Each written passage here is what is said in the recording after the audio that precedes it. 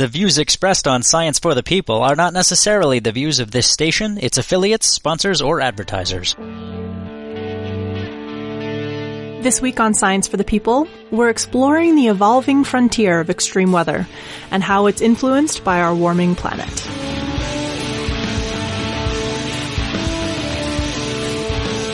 This is Science for the People, and I'm Desiree Schell.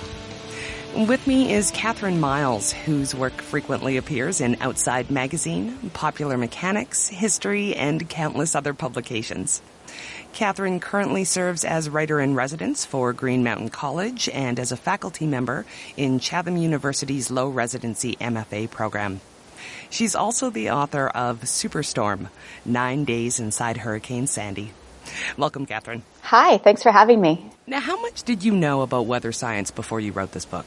You know, I grew up in a weather junkie household. We always had the Weather Channel on, and I grew up in the Midwest in the United States, so lots of tornadoes and severe thunderstorms. So I was always sort of aware of weather, but not the type of weather like a hurricane, and not the science necessarily that was involved. And so one of the big challenges for me going into writing Superstorm was really trying to not just learn the science, but learn ways to convey it to readers in a way that would be enjoyable as well as informative. And how much did you know about, I guess, how science tries to inform public policy and all the inherent challenges that involves?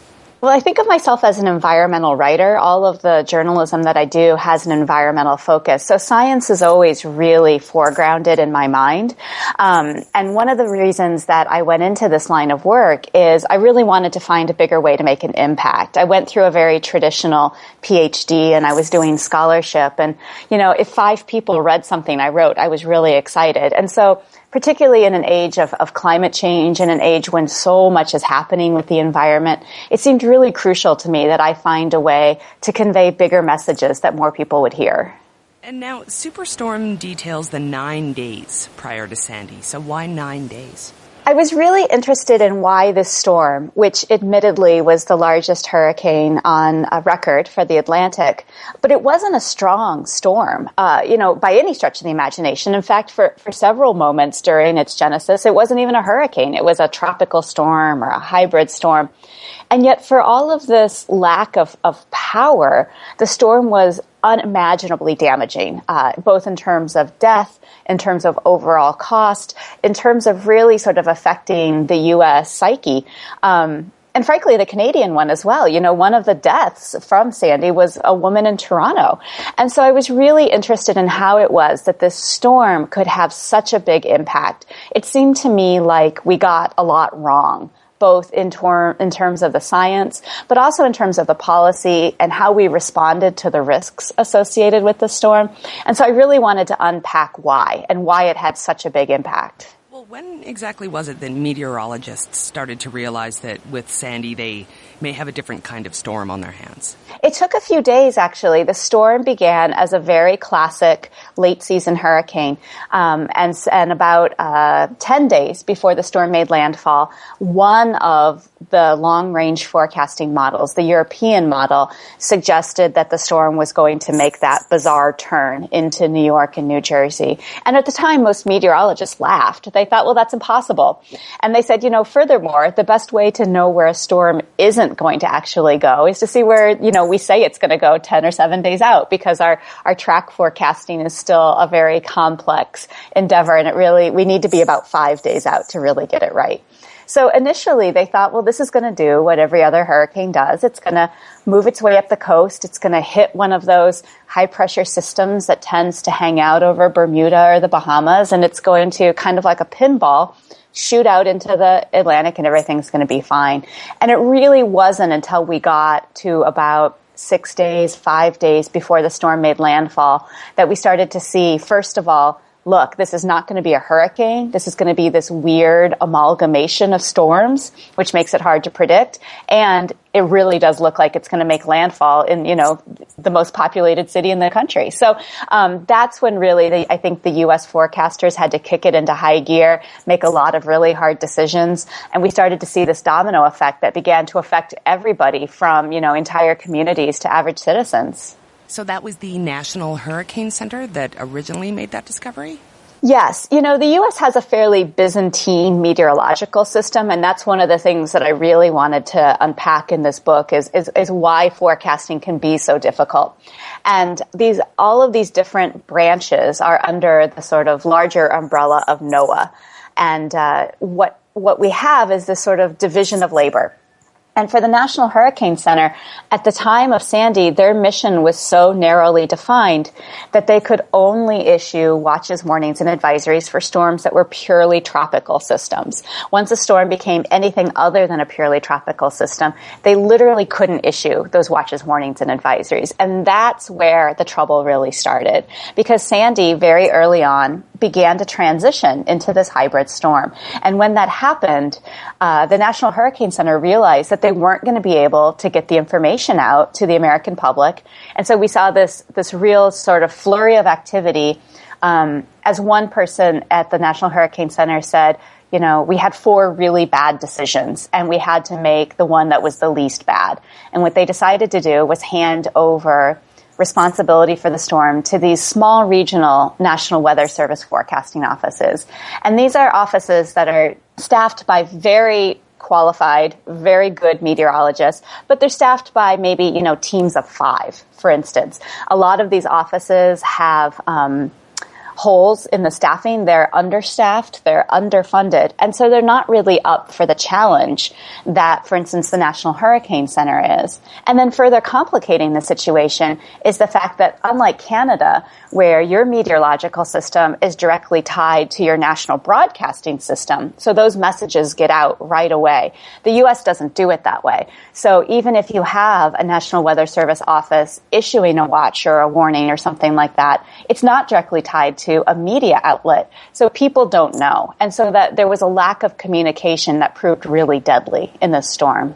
There are so many issues involved with Sandy, but in addition to the fact that, and we're going to talk about this a bit later, the communication aspect of it, getting the data and actually being able to utilize the data is a problem as well. It is. And, it's really interesting because hurricanes are the most powerful meteorological force out there. There's nothing like it, and yet for all of that, hurricanes are also the least known phenomenon in meteorological worlds, really. And part of that is because so much of their genesis, so much of their building happens far beyond where we have devices that can measure them. It's really hard to get into these storms. We rely very heavily on the hurricane hunters, this amazing group of individuals, part of the U.S. Air Force Reserves, and they take these souped up planes and they fly directly into the storms once they become tropical depressions. And without their data, we would all have a really difficult understanding of where these storms are going to go and to what degree they're going to affect places we don't expect them to, like Maine or Nova Scotia or New Brunswick. So very important work, and still so much that we don't know. So you mentioned the computer models as well. Now this is models plural. How many models are we talking about? Well, the National Hurricane Center in the U.S. uses about 40 models to do their forecasting, and that's pretty typical. When we look at things like the big snow event that happened in January, for instance, we saw a lot of these models, and most countries have a model. We use, like I said, about 40 of them. Some are very simple models that basically just work on a combination of past precedent and what we know about the immediate conditions. Others, like the European model, which lately has been the forerunner and really the strongest and most dependable model. It uses a series of sort of algorithms and equations that take into account things like data gleaned from polar orbiting satellites, what's happening with radiation in the atmosphere, what we know about what's happening with sea level, all sorts of data, very complex crunching of numbers. But it really comes down to probability. And I think as citizens, that's something we have a really hard time with. Meteorologists live in the world of percentages, and a 40% chance is a pretty good chance for a meteorologist. But as citizens, as lay people, we hear 40% and we think, well, it probably isn't going to happen. So part of it is how it is that we all are going to come to an understanding of what that probability means in terms of the risk we all face with weather. And that's really what I wanted to explore in this book. Why is it so difficult to forecast the path of storms? or what the storms are in the first place. That's right. And it's not just the path, but it's also the intensity. And they say that's actually, sort of the hardest thing. And part of it is because, we're coming up against what scientists call the limits of certainty.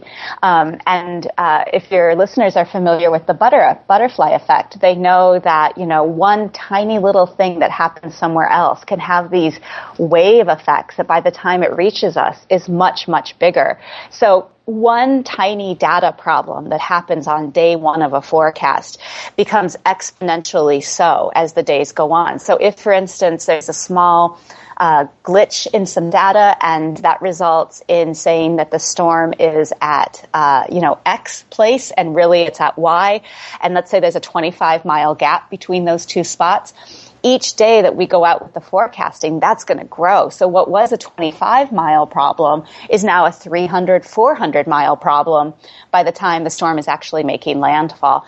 And, we've seen really great advances in the last, say, 40 years in terms of weather forecasting. But it's always going to have this human element, this element of probability that isn't as certain as we really want it to be.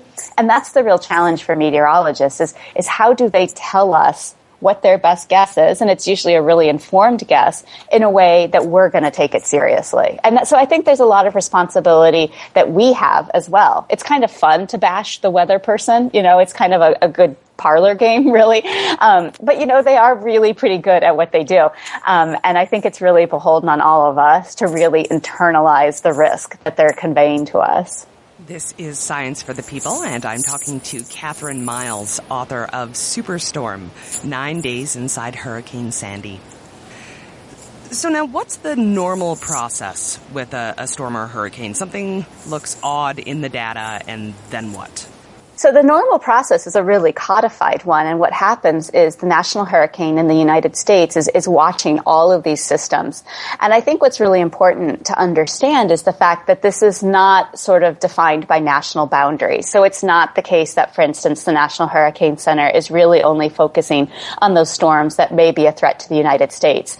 Meteorologists don't see these systems in terms of national boundaries. They all just really want to know what the storm is going to do and what it's going to affect. Because if we look at a storm like Sandy, for instance, Sandy first made landfall in Jamaica and didn't dissipate until it was well over Canada. So we're dealing with 6, 7 countries in a case like that. And so meteorologists in all of these countries are working really closely together. They're having hourly conference calls. They're really compiling all of their data. Sometimes the United States National Hurricane Center has the best data. Sometimes they don't. Sometimes they're relying really heavily on Cuba, Jamaica, Canada, England, for instance, in terms of where these storms are going. And then depending on what the storm is at that time, a whole different system of emergency responses kicks in. So most of these storms go through several different stages. They begin as tropical depressions. Once they become what's called a closed system, so the winds are fully circulating, they become a tropical storm. Once winds reach a certain level, it becomes a hurricane. And those distinctions are made largely because of the data that the hurricane hunters are gleaning as they're flying through the storm. They're measuring the winds, they're measuring the wind speed, the wind direction, and it's really based on that sort of eye-in-the-sky data that these distinctions are being made. And then every community has a different emergency management plan that goes into effect based on what the storm is. And that depends on things like when or if we're going to evacuate people, when or if we're going to call up power companies to help reinforce potential outages. We're looking at surge data as well. And part of what was so complicated about Sandy was that Sandy wasn't falling into these easy categories of a tropical storm or a hurricane. It was this hybrid system. It was part nor'easter. And that led to a lot of really difficult and in some cases really bad decisions about when or not or if to take action. And I think that that's something that Sandy taught all of us is why we need to be so nimble in terms of what weather forecasts are saying and what both communities and elected officials and what also sort of average citizens need to do to keep ourselves safe, particularly as weather begins to change and begins to do things that we don't expect it to do, like hit Canada or New England. And that's what we're going to see a lot more of in the coming years. Well, in regards to that labeling issue, I have to say that was the part in the book that I think I was actually yelling at my book, because that's why is this not just petty semantics? I really want people to understand this. Why is calling a storm a hurricane or not such a big deal? Well, and it shouldn't be, frankly. And there was a lot of pushback against the U.S. Forecasting Office because of that. And a lot of, for instance, the private meteorologists, people at really sort of well-respected forecasting offices like the Weather Channel and AccuWeather were saying, look, it doesn't matter. It doesn't matter if it's a hurricane or an extratropical system. What matters is we get people out of these areas that are going to get hit. So just keep calling it a hurricane. It's no big deal. And the meteorologists at the National Hurricane Center really pushed back against that. And they said, look, we're scientists and we're public officials. And a lot of what we do is trying to build trust with the public. And if you want us to lie to them, you want us to tell them it's a storm that it isn't, so that they'll take action. And there's one really great quote from one of the meteorologists at the National Weather Service. And he's like, look, if I'm your doctor, I shouldn't have to lie to you about what condition you have just to get you to take your medicine. Right. So, for them, they were like, look, it should be enough that we're just saying this is a big, dangerous storm. But unfortunately, that's not really how it worked. And so by the time Sandy made landfall, the overwhelming majority of people in the path had no idea what was actually coming at them. And what we saw was these astounding rates of people who did not heed evacuation orders. So in New York and New Jersey, nearly 80% of people who were ordered to evacuate during the storm didn't evacuate. And that's a huge problem. That's part of why we saw the death toll that we did. It's part of why we saw so much damage.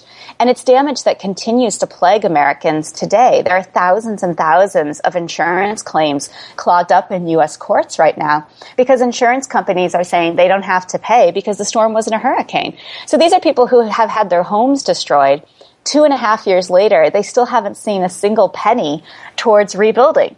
So it continues to be a very contemporaneous issue, even though this amount of time has already passed. In addition to the insurance issues, which are large and very tangible, as you said before, changing the description from a hurricane means it becomes another agency's responsibility to forecast the storm as well, correct? That's right. And depending on how we forecast that depends on how we respond to it, really. And what we know is that these types of storms that don't fit into easy categories, natural categories, they're probably on the increase. And so really what I wanted to focus on with this book is getting us all to kind of reconsider how we respond to weather and the need for all of us to really invest in these paradigms that are going to allow us to be really nimble, to speak to a potentially changing climate and changing weather system, to really kind of shore up the way we respond to natural disaster. Because what we know right now is that we're not necessarily all that good at it.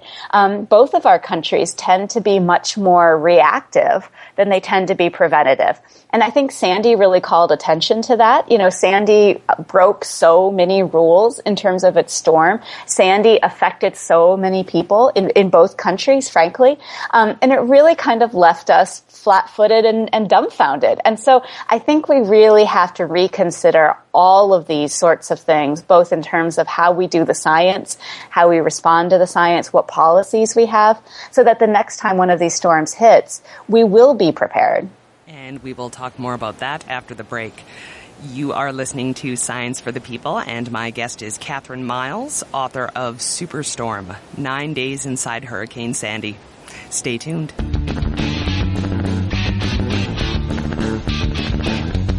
Science for the People is a weekly radio show exploring everyday life from a scientific perspective.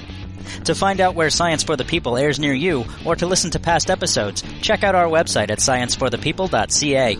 You'll also find links to connect with us on Facebook, Twitter, and Google+, or to subscribe to the podcast in iTunes. And now, back to the show. Welcome back to Science for the People. I'm Desiree Schell, and I've been talking with Kathryn Miles, the writer-in-residence for Green Mountain College and the author of Superstorm, 9 Days Inside Hurricane Sandy. You mentioned the evacuations, and that was one of the things I found so fascinating about this book. How bad does weather have to get for a local government to issue a mandatory evacuation? Well, prior to Sandy, it had to get pretty bad. But what we saw with the blizzard in January was it doesn't have to actually get very bad at all anymore. And I think that really is because of Sandy. With that storm, we saw two very distinct approaches. We saw the New Jersey governor, Chris Christie, very early on making these very strong, almost kind of platitudinous statements like, get the hell off the beach. Don't be stupid. And New Jerseyans, by and large, responded. We saw a much more sort of conservative approach in Mayor Bloomberg of New York City, who really felt like he needed to be certain before he called for evacuations. And so he, in fact, called for evacuations exceedingly late. So late, in fact, that a lot of New Yorkers who wanted to get out literally couldn't get out of the city. And that's, again, part of why we saw the death rate that we did in New York. And what social scientists tell us is that the average person needs about 3 days to really internalize a risk when natural disaster is sort of coming at them. And so we really need those 3 days to understand that it's real, that it's going to affect us, that we need to make the decision to pick up our family and maybe relocate a pet, pile everybody up into a vehicle and get out, and to be willing to sort of assume the financial responsibility that comes with an evacuation. So it's not something that anyone, whether it's an elected official or just sort of an average person, takes very lightly. And we really need the time to do it. We tend, historically, and also right now, we tend to really underestimate the risk that natural disaster poses us. If you ask the average person what the most sort of dangerous risk that faces them, in the United States, the average sort of U.S. citizen will tell you that it's either nuclear disaster or a terrorist attack. And that's kind of absurd, because both of those are actually really far down the list. And at the top of the list are things like cars, personal health issues, and natural disaster. But we don't see it. And in the 21st century where, we live in this world where we really think we've figured out nature, we tend to consistently underplay the danger that nature poses. And Sandy really showed how that can be a massive international problem. I found it really interesting because of the differing responses from the different local governments. Now, weather agencies don't usually get involved in policy, right? They just provide the information to the people that they need to, and then they step back. But they were sort of forced to go a bit outside their scope with Sandy. And that was really interesting to me, too, was to really highlight this. I wanted Superstorm to be a very sort of human book. I really wanted to focus on the stories of individuals, either who had to make really tough choices, who found themselves really impacted by the storm. And one of the things that I was really delighted to be able to focus on in the book is some of the really heroic actions that happened. Sort of people who consider themselves sort of average people who were sort of unintentionally called to do really heroic things. And some of those people were meteorologists, especially U.S. meteorologists, who were willing to basically forfeit their jobs and forfeit their reputations to try to keep people safe. And that was really interesting to me, people who felt themselves sort of called up to do these sort of Herculean tasks, and who decided that the most important thing they had to do was really to be true civil servants in the sense of really serving the people that they have in their constituencies, and to take risks that involved their own jobs so that other people could stay safe. Can you give me an example of that? Sure. One of my favorite heroes in the book is a guy named Gary Szatsky. And he will tell you that he is just this sort of average Joe. And he is the head of the forecasting office in New Jersey. And, he's, a great meteorologist, and he takes his job really seriously, and he's really earnest.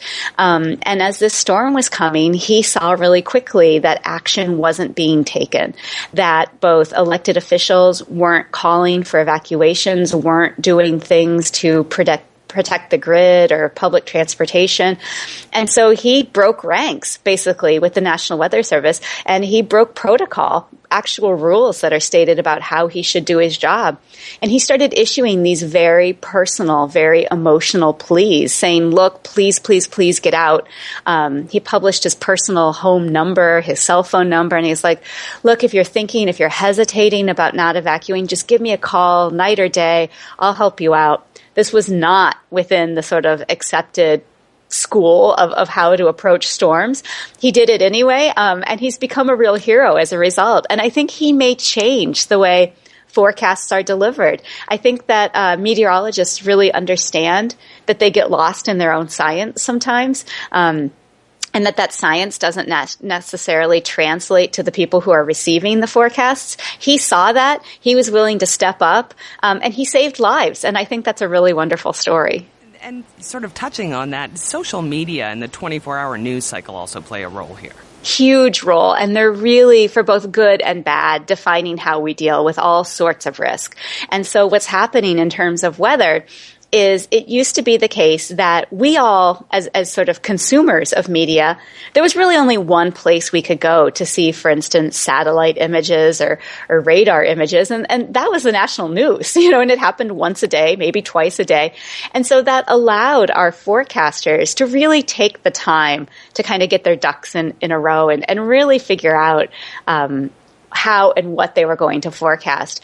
But they get trumped a lot now by armchair meteorologists, by people with Twitter accounts. And so a lot of times now they find themselves in the situation where they're having to respond to the weather already out there rather than being the ones who create the news of the weather.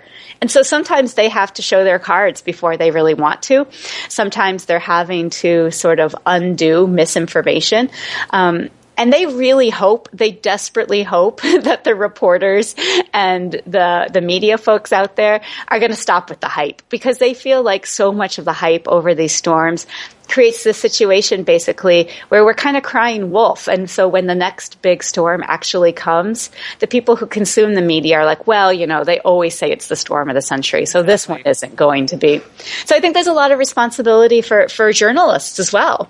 Well, and that's one of the things that was really interesting is they're sort of forced to come out when Twitter and Facebook are going insane, because the most up-to-date and accurate information about the weather systems are often found on Facebook or Twitter. That's right. And, it's one of those things where, like, if you can't beat them, join them. What we see with a lot of our forecasting offices now is that they're really relying on things like Facebook and Twitter. And Sandy was one of the first storms that really, really used those social media outlets. We saw National Weather Service offices, their phones were so clogged, their email servers were so clogged, and in some cases their computers went down for an entire day. And so they could only use things like Twitter and Facebook to get those forecasts out. We saw a sort of unprecedented number of hits on web pages. It really was the first storm where the information was best accessed on social media. And I think that's going to become the precedent now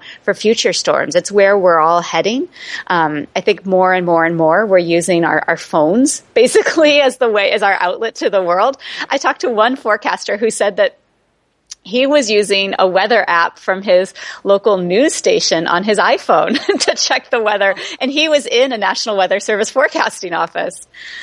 Okay, so people are in this situation where they're getting sort of conflicting information, maybe from their local governments, and then there's another source of information from the National Weather Services, and then you have these Facebook pages and Twitter, and sort of everybody's conflicting as to what they're talking about. So when the mandatory evacuations were issued, how did people living in those areas respond? They were confused by and large. And it really took a press conference held by Mayor Bloomberg about 36 hours, even less than that, more like 30 hours before the storm made landfall, before New Yorkers, for instance, understood that it was a really big problem. And what we saw was this huge ripple effect. So Mayor Bloomberg waits days longer than other elected officials do to evacuate people. By the time he orders this evacuation, New Yorkers have fewer than 6 hours to get out of the city before public transportation shuts down. And if you've ever been in New York, you know that, people, this is not a car culture, right? So very little time. And there were these incredibly tragic stories of especially people with functional needs, people who need assistance with transportation, people who rely upon anything from wheelchairs, people who who are hearing impaired, visually impaired, they were really, really affected by this decision. There was one story in particular of a man who is wheelchair bound. As soon as he heard the evacuation, he did what he was told to do, which is to go out to the nearest bus stop to catch a bus out of the city. He was out there within probably 20 minutes of the evacuation order. He was scared to death that his electric wheelchair was going to short out or maybe even electrocute him in the rain. But he went out to this bus stop. 5 or 6 different buses went by. Not a single one of them could accommodate his wheelchair. And then the buses shut down and he had to go back to his house. And, he would have drowned had his neighbors not realized that his house was filling with water. They managed to break out some windows, get him that way. And he was part of a massive class action lawsuit, the third of its kind in the United States, where people with functional needs, disabilities, the elderly have successfully sued their cities basically and said, look, your disaster plans do not accommodate us. And what we're seeing is we have this one size fits all approach to disasters. Our cities, our towns, our municipalities have emergency management plans that they've taken a lot of time and developed in good faith, but they don't take into account so many possibilities. What we see is with Sandy, for instance, nobody expected that generators would short out, so they didn't evacuate hospitals. Those hospitals went days without power. We think we're going to have things like mass transit, and we don't. And so, again, Sandy was a real litmus test for all of us in terms of how we deal with the disaster. And I think, again, as citizens, it's really our responsibility to stand up and ask our town or our city, what is your plan? Does it accommodate me? Does it accommodate my grandmother or my neighbor? And do we have enough protocols in place to keep our residents, our community members safe? And those are the people that don't have a lot of choice whether to stay put. But what about the folks who, when faced with a mandatory evacuation, decide to apparently stand their ground? We all do this. I think we really suffer from a lot of hubris in terms of weather. And part of that is because unless you've really experienced a natural disaster, you really can't internalize the danger. I was out in California for the book tour, and I talked to one woman who, when she was about 7 years old, she experienced an earthquake. And she said, that's all it took. For the rest of my life, whenever I even suspect that an earthquake is coming, I am, in high alert. I personally have never experienced an earthquake, so I don't really know. I grew up in Tornado Alley, so I know when the sky turns that particular shade of green that I need to get to my basement. But, I admit that when Sandy looked like it might hit New England, I didn't do a lot. I pulled my sailboat out of the water. I made sure that my dog sitter had some extra water, but that was really it. Because I thought, well, what are the chances? So I think it's really incumbent upon all of us to really start to say, look, this is a serious threat. One of my favorite quotes in the book comes from the head of one of the sectors of the U.S. Coast Guard. And he said, Mother Nature plays to win, and she'll beat you every time. And I think until all of us actually accept that that is true, things like Sandy are going to keep happening over and over again. Okay, well, being that humans seem to be exceptionally crappy at risk analysis, how about you paint me a picture of what Sandy finally did look like as it touched down on land?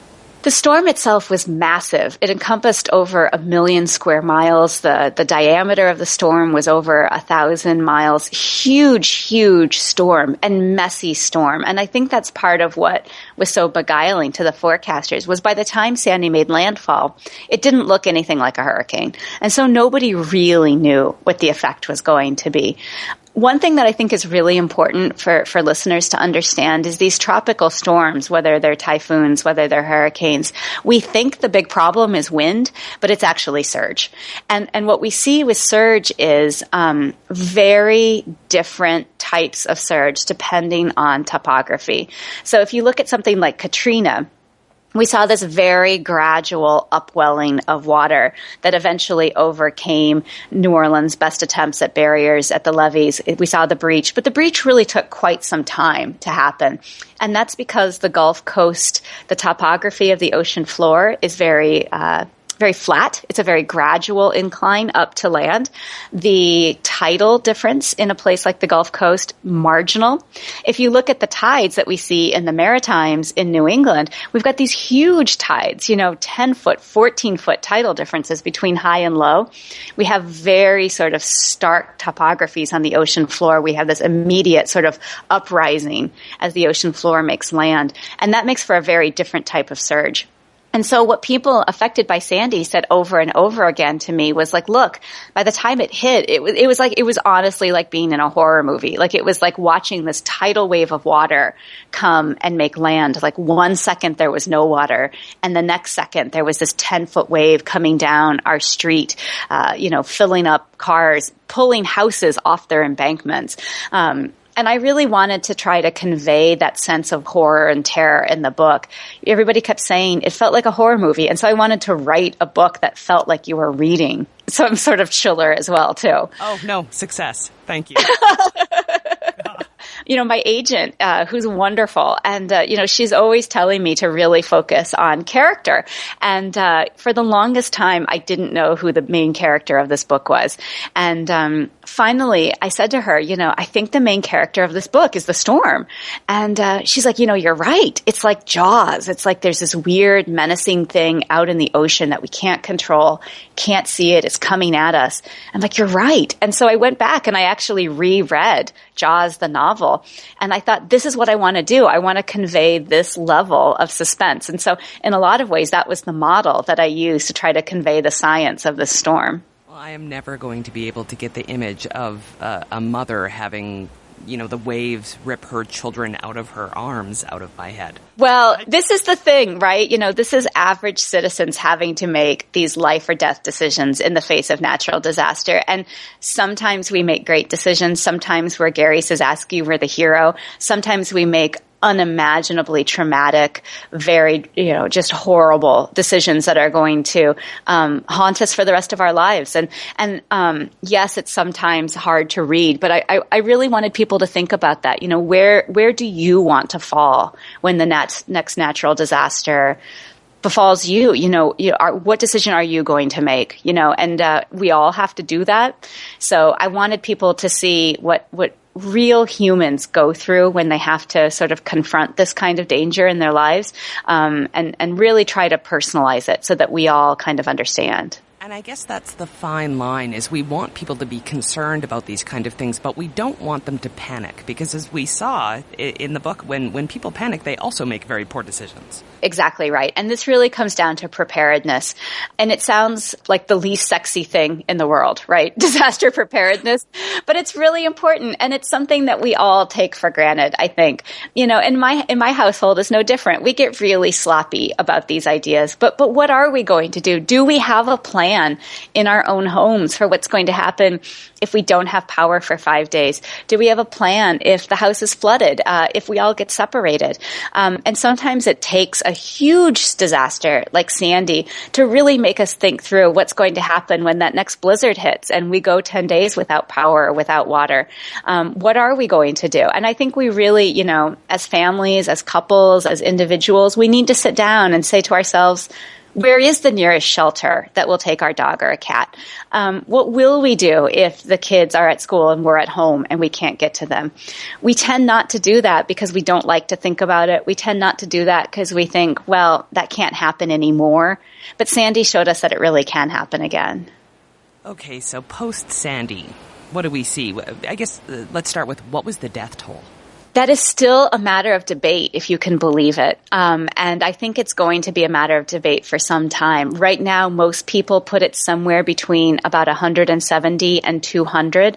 But what we're finding right now is that there are a lot of sort of residual effects of the storm. And so a lot of people who study public health have a lot of questions about which of the deaths we should consider as a result of the storm.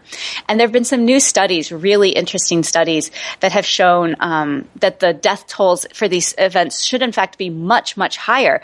That, for instance, in the months after the storm, the number of very deadly cardiac events rises exponentially. The number of kidney events rises exponentially. So there's a lot of debate right now about whether we should include those deaths in the overall death total for the storm. And what about the total cost of damage?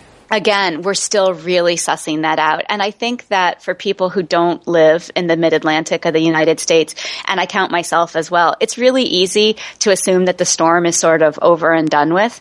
But for people, especially in New York and New Jersey, they're still only now beginning to unpack the real total cost. It was just a month or two ago that Amtrak came out and said, wow, actually, the damage to our tunnels is much worse. It's going to be 2 to 3 years before we're able to repair our tunnels. Like I mentioned earlier, there are thousands and thousands of insurance cases still held up in the courts. So it's going to be years, I think, before we know the true cost. And it's certainly a cost much greater than it should have been, and one much greater than a lot of people can bear. And after writing this book, how do you feel about storms? I take them much more seriously. I have a lot more respect for I've always been a weather fan. I've always liked meteorologists, but I have so much respect for the work that meteorologists do. And I have to say that, I've become a little bit of a nervous Nelly. I see storms coming and I'm the one flying around our house saying, we need more bread, we need more milk. Kathryn, thanks very much for being here. Oh, thank you so much for having me. It was a delight. We've linked to Kathryn Miles and her book Superstorm on our website at scienceforthepeople.ca. After the break, Desiree is back and she digs into the relationship between a warming planet and the ferocity of hurricanes. Stay tuned.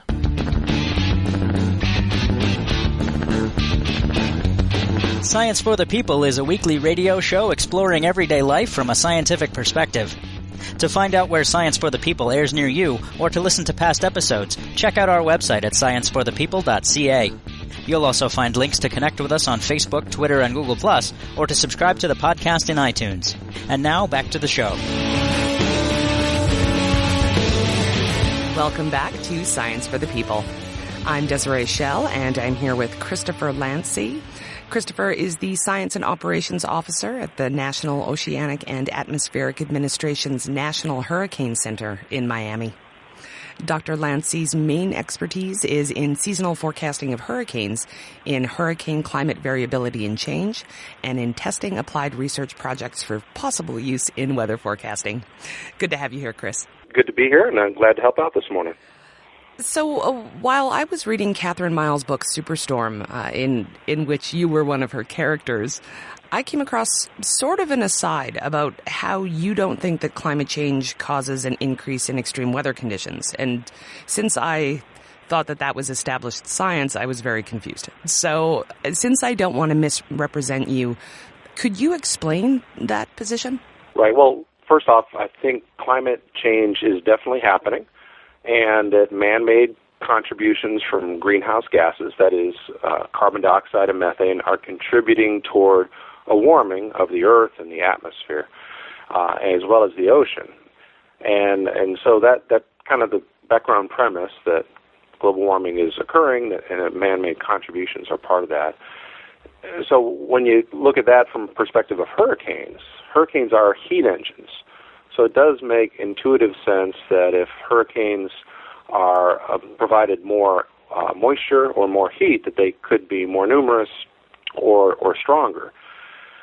But I think the important part is to try to quantify that. Are we looking at a really gigantic change already, or something small now or small in the future? Because that distinction is very important. Because if it's a small change, then that needs to be known.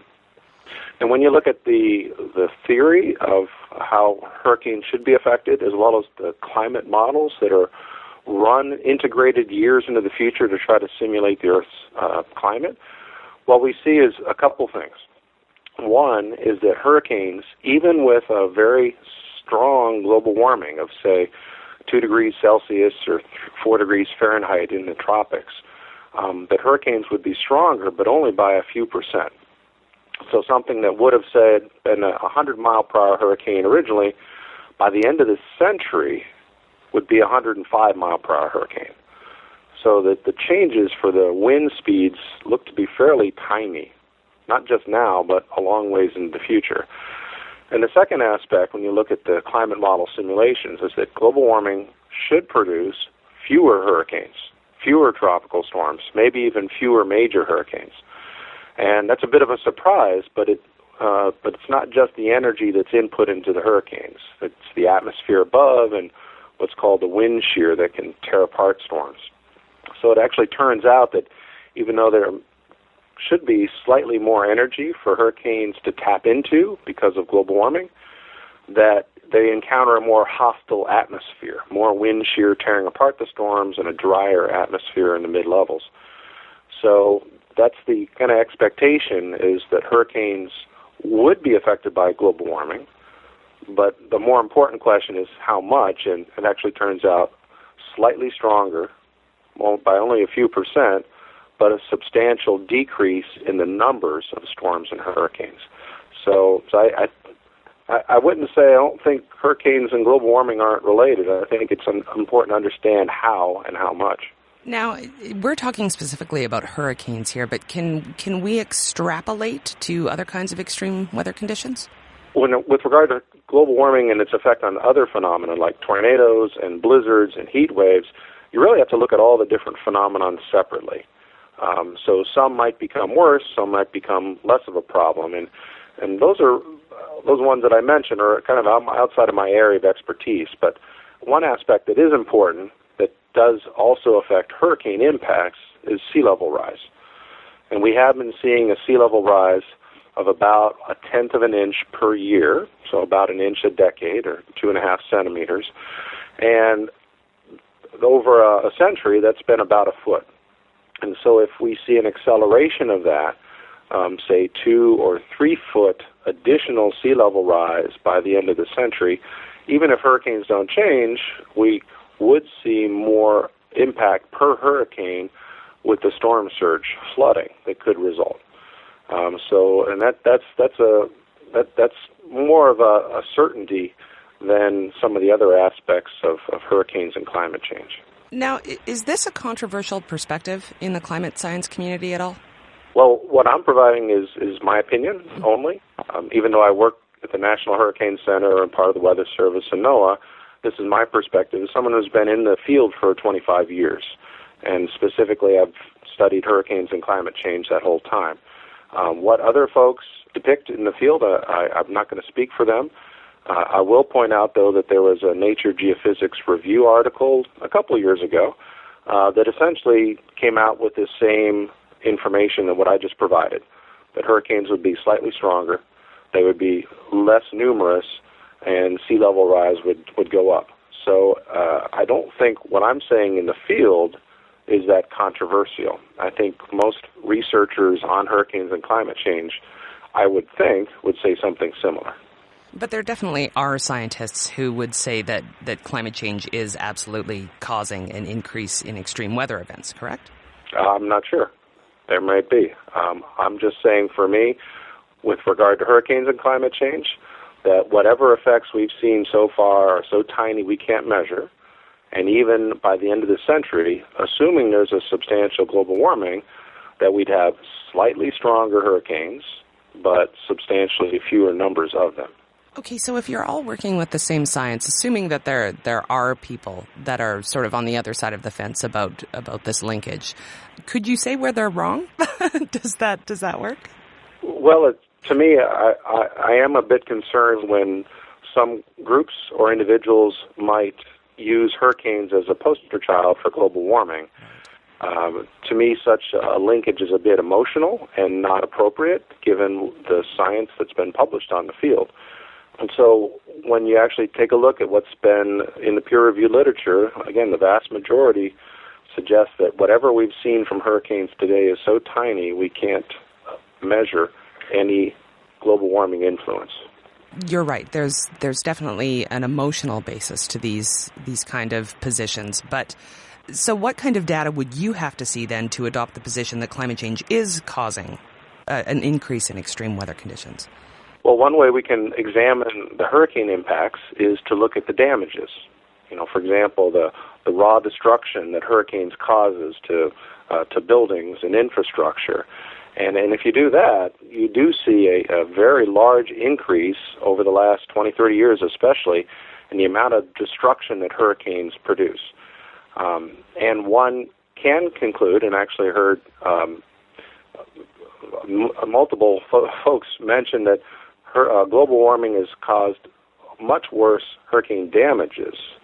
But before you can look at the damage record and pull out any climate information, you have to remove societal effects. So specifically, there's a lot more people living in harm's way today than ever before, and the populations have, in some areas, gone up by a factor of 100% in just 2 decades. And much of Florida is in that. That's true for much of Florida. But also there's increases in per capita wealth, that per hurricane, when a hurricane comes ashore, there's a lot more stuff to be destroyed than ever before. And if you use an index of wealth per person, you have twice as much stuff as your parents did when your parents were your age, and 4 times as much goods as your grandparents. So the combination of inflation, wealth, and huge population increases really accounts for why we're seeing a big increase in the damage record over time. Once you take out those societal factors and really do an apples-to-apples comparison, what we see are periods of busy, quiet for damaging hurricanes, but no trend. You can do the same thing for numbers of hurricanes. Just count how many hurricanes we've had. And when you do that for the entire United States, going back almost 120 years, there's zero trend in the number of hurricanes. There's zero trend in how strong they are. So we're really not seeing any substantial changes to hurricane activity that we can link to global warming at this point. This is Science for the People, and I'm talking to Christopher Landsea, the Science and Operations Officer at the National Hurricane Center, about climate change and extreme weather conditions. So, have you been accused of being overly focused on semantics when talking about this topic? I mean, if there's a realistic chance of a link between climate change and extreme weather, shouldn't we err on the side of acknowledging it and hoping that it spurs people to action? As a scientist, I want to try to understand what has occurred in the past and what might occur in the future. As a homeowner and a father of 3 living in Miami, I have a personal interest for understanding how hurricanes are changing because of how it's going to affect me and my family. And so with that kind of context, I want to try to objectively look at what's been going on and what may occur in the future. And so I would hope that I have an objective viewpoint on what is going on with hurricanes. And what that shows me in examining the observations is that there's been no change in hurricane numbers. There's been no change in the intensity of hurricanes. And changes in the future look very tiny. And again, I would not extrapolate this to other extreme weather events, just talking about hurricanes. Right. So, and as a scientist, I'm prepared to revise my hypothesis if it turns out with more information that is wrong. That's happened to me numerous times in my career, and I'm sure it'll happen again. But this is what the observations are showing us right now. As an example, Hurricane Sandy was put out to be the epitome of global warming with the impacts that it had. I remember in Bloomberg Business Week, on the front title they had, "It's Global Warming, Stupid," with pictures of the flooding that happened in New York and New Jersey. Right. When one actually takes a look at, well, is global warming likely to produce more Hurricane Sandys that will make that turn back to the coast, it actually turns out, from a study by Adam Sobel and company at Columbia University, that global warming should produce less Hurricane Sandy tracks. Let me repeat that. Global warming should produce less Hurricane Sandy tracks than what we'd expect without global warming. And so, it's very easy for some to make this link. Hurricanes are much worse today because of global warming, but again, looking at it objectively and understanding how technology affects our observations over time, there's really nothing there. Well, then, from the other perspective, do you think that the folks who are drawing a clear causal link, are they doing damage to the public understanding of climate science?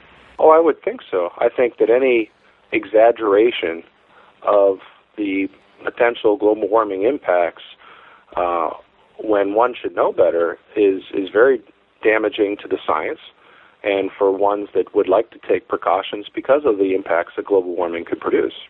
I would suggest that's not appropriate. But each person has to make their own decisions on interpreting the science. To me, if you're trying to spur people to take action because of global warming and you're using hurricanes as an example, I don't think that's appropriate. And doesn't this kind of disagreement just add fuel to the climate change denialists' fire? If climate scientists can't agree on this, maybe climate science isn't as established as we were led to believe, that kind of thing. Well, again, I really would not like to speak for other folks. I can give you my perspective, and my perspective is, global warming is real. We've seen a substantial warming of about 1 degree Fahrenheit over the last several decades, and that global warming is being produced in part, or in majority, I'm not sure how much, but there's a substantial contribution because of greenhouse gases, methane and carbon dioxide. And so I would expect continued warming in the future. But then we need to try to go beyond that and say, well, what kind of effects does that produce? How does it affect, blizzards or heat waves or tornadoes, drought conditions, flooding? And you have to look at each of them separately. So all I can comment on is my look at what's going on with hurricanes. Is there anything else that you'd like to add about climate change and or extreme weather? Yes. One big effect today that has nothing to do with climate change but is extremely important is our huge vulnerability to hurricanes today. Let's not, in my view, be overly concerned with what might happen in 100 years when we already have disasters on our hand that we have to deal with. And it's because of its huge numbers of people living in vulnerable areas from when hurricanes hit. With Katrina, 1,000 people lost their lives from a hurricane that everybody knew was going to hit Mississippi and Louisiana because either A, they decided not to evacuate when they should have, or B, they needed to evacuate and help never came. So we have other cities where we can have a huge disaster, whether it's Brunswick in Georgia, whether it's Tampa, whether it's Galveston in Houston, whether it's New England. And we need to be prepared now for hurricanes that can hit today, and we know will hit again. So as an example, we had 2 hurricane seasons with extreme impacts in the United States. 6 hurricanes hit from South Carolina to New England in 2 years. And in contrast, in 2011 and 12, we had 2. We had Irene and Sandy. But can you imagine 2 hurricane seasons where we had 6 hurricanes from South Carolina to New England? Well, you don't have to imagine it. It happened in 1954 and 1955. And it was tremendous destruction. So what we need to be prepared for now is hurricanes that will hit today and make sure people are safe. And that's our mission at the National Hurricane Center, is to provide forecasts of tropical weather so that people can stay safe and safeguard their property. And part of that is spreading the public understanding of the climate science around hurricanes specifically. Yeah, that's true. We want to understand hurricanes and make the public aware of the dangers today. And again, to me, climate change is very important. We need to better understand it and take some mitigation. But with regard to hurricanes, we have big issues right now today, not decades down the road. And we're contributing to that because having so many people living in the coastal areas, and that's true in the United States, it's true in Central America, it's true in the Caribbean, it's true around the world, where we have huge population increases, and the population is highest along the coast, where you're most vulnerable to storm surge and people drowning. So that's our emphasis at the Hurricane Center, is awareness and making sure that people listen to emergency managers and mayors and governors so that we evacuate when a hurricane threatens. Thanks very much, Chris, for being here. Yeah, you're welcome, Desiree. You'll find links to Chris Landsea and the National Hurricane Center on our website at scienceforthepeople.ca. While you're there, do click the links to connect with us on Twitter, Facebook, and Google+, and to leave a comment on this or any other episode, and to subscribe to the weekly podcast. Thanks for listening, and we'll see you next week on Science for the People. Science for the People is recorded in Edmonton, Alberta. The show is produced by Rochelle Saunders. Ryan Bromsgrove is our promotions manager. Our social media manager is Chelsea Butler. K.O. Myers updates our website. Helen Quivalon is our publishing liaison. Ed Haynes is our guest coordinator. We get research help from Josh Whitten. The show is edited by K.O. Myers and Ryan Bromsgrove. Our theme song was written and recorded by Fractal Pattern, and its title is Binary Consequence. The show is hosted by Rochelle Saunders, Marie Claire Shanahan, and me, Desiree Schell.